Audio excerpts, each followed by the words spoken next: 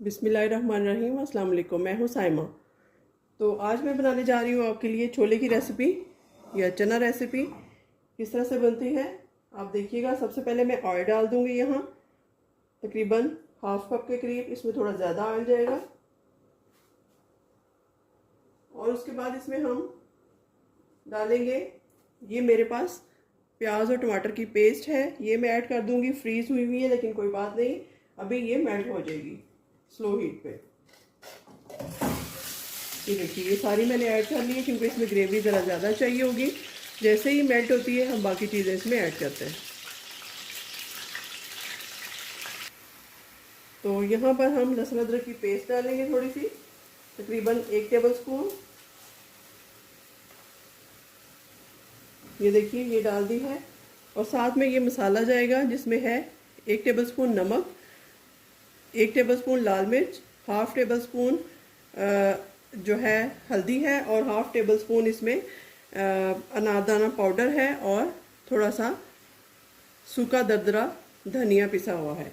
ये ऐड कर दूंगी सारा कुछ। और ये मेरे पास हरा धनिया और हरी मिर्चें हैं, इनको कट करके रख लेते हैं। तब तक ये हमारा कुक हो जाएगा, अच्छे से मसाला भुन जाएगा और घी छोड़ने लगे तब हम इसमें चने डालेंगे। तो देखते हैं क्या करना है आगे। तो यहाँ पर देखिए हमारा मसाला अच्छे से भुन चुका है, घी छोड़ दिया इसने। अब इस स्टेज पे ये मेरे पास तकरीबन 1 से सवा प्याली चने हैं बॉयल्ड, नमक डाल के बॉयल कर लिया था, ये ऐड कर दूँगी। और ये मेरे पास चने का पानी मैंने फ्रीज़ करके रखा हुआ था सेव करके, क्योंकि अगर हम सादा पानी डालेंगे तो चने में वो टेस्ट नहीं आएगा। कल मैंने बॉयल किए थे और सेव कर दिया था।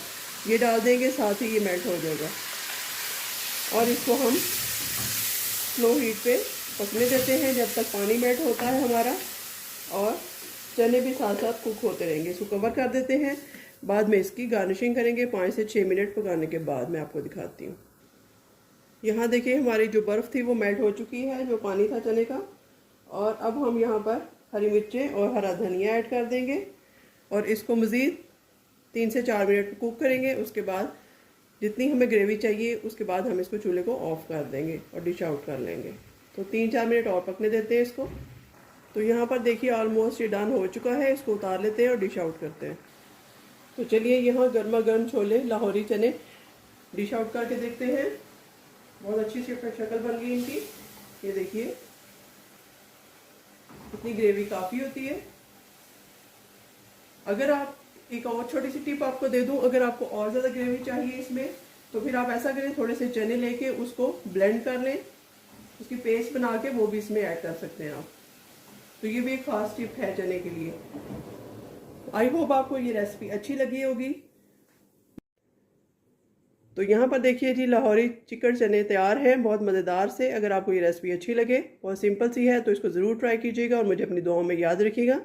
मिलते हैं किसी नई रेसिपी के साथ, तब तक के लिए अल्लाह हाफ़िज़।